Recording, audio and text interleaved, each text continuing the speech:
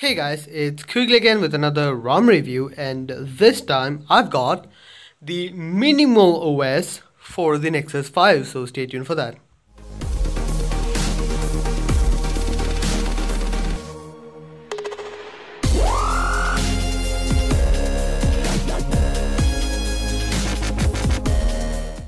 So here you have it guys, this is called the minimal OS, and I was really impressed with what this ROM holds. So let's get into the ROM now. First of all, what you would see here is the standard lock screen of a Lollipop ROM. This is based on 5.1.1, not the preview of 6. So yeah, first things first, what is this ROM? Now this is an AOSP based ROM for the Nexus 5, which is, as the name suggests, a minimal basic ROM for daily usage. So that's really cool. So let's get into the stuff now. In the options menu, you can see about phone page, you can see there is minimal stuff.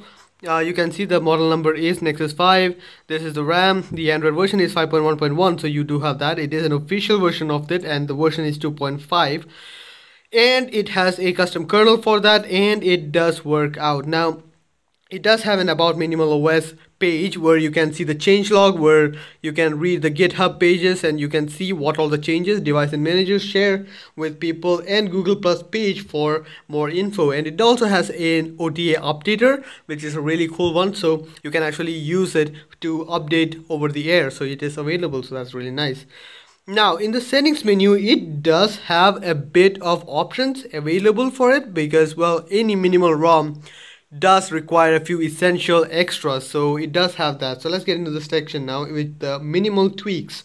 The minimal tweaks, you have status bar options. In the status bar option, you have notification ticker, which will include a text animation in the status bar. You can have that. Brightness controller by swiping the status bar area. Show notification count, that's really nice. Double tap to sleep is something which I really appreciate and use. Clock and date. Now this clock and date option is really cool, because it does give you more options than the standard one. So you have AM PM indicator, center clock, and date with small window.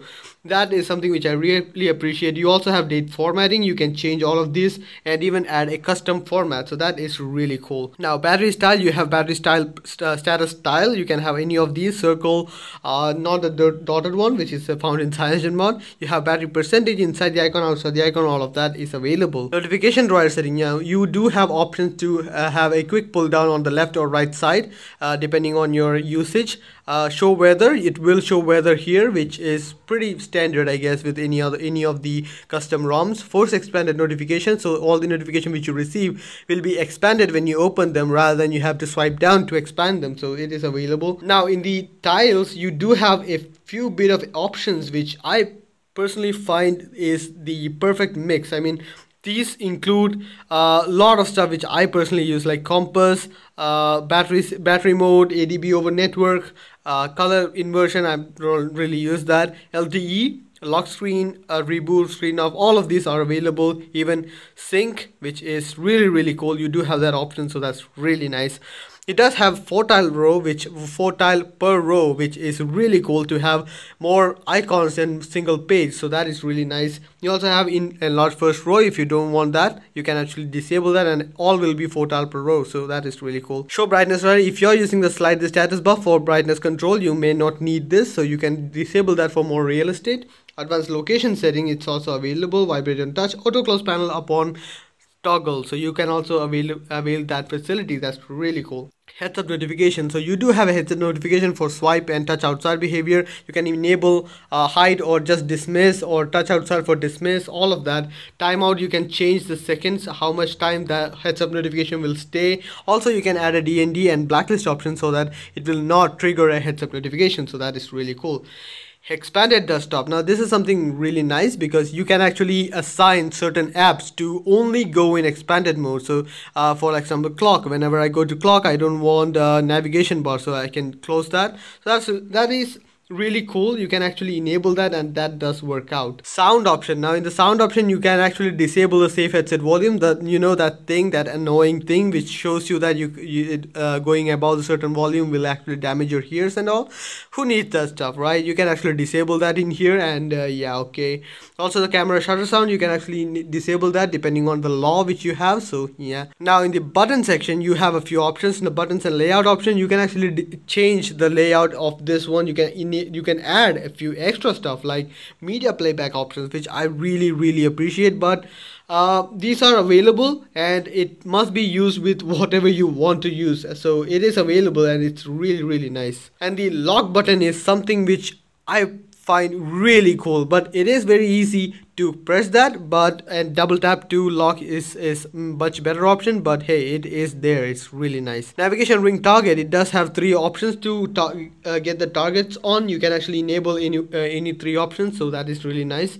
Dimensions of it, you can actually decrease the dimension of it, which I normally do. I normally keep it a bit lower so that I have more real estate on my device. So yeah, you can enable left-handed mode, and also this was what I was talking about, double tap to sleep, which I find is a better option than having a power button there. So you can actually double tap the navigation bar to sleep your device. So that is really cool. It is a very good saver for the button. So yeah, wake up device controls with the volume button, playback controls, all of these are available, which I guess it's nothing more of a chore with any ROM. You can get all of these in any other ROM also. So yeah. Now recent menu is now called overview in this one, so I'm not really sure why the name change. It may be something to do with 5.1.1, I'm not sure. So you have a clear all button there for that, so you can see clear all button right now is here. You can actually change the location to any of these. I prefer bottom center, and yeah, that works out. Clear all task,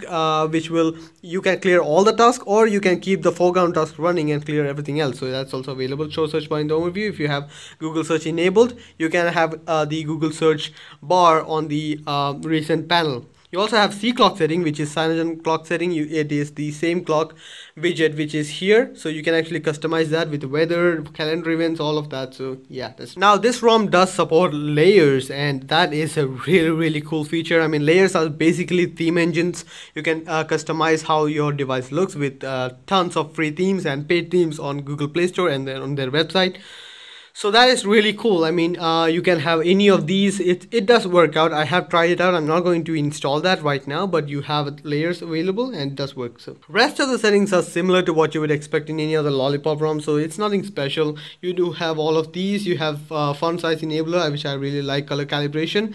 To calibrate your on-screen colors, LCD display density, you can change that.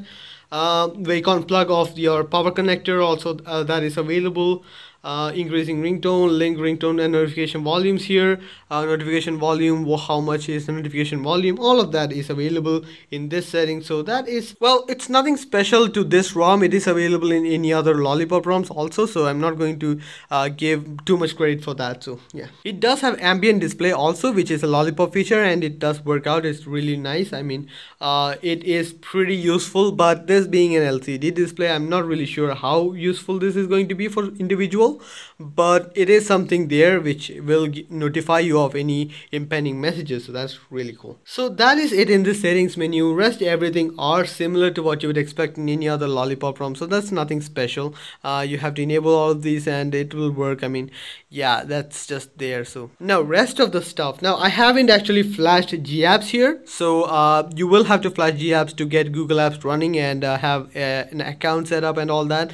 Rest of everything, it doesn't even ship with a messaging app, so you have to install your own messaging app. You have to install your own camera app. So I'm not going to make a video include that in the video, because, well, it depends on what camera app you use. You can use Google Camera, which is a basic camera app for Google devices, so you can have that.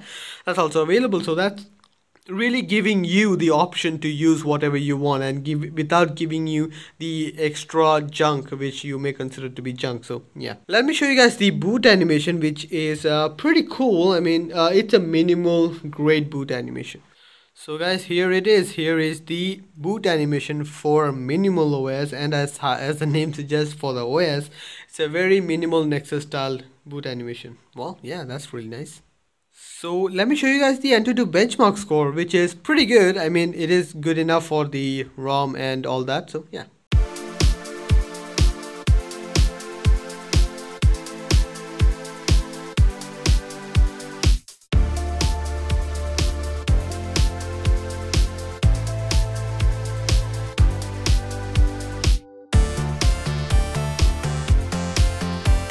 So guys, there you have it. That is the score which I received right now. I have gotten better scores. I'm not really sure why.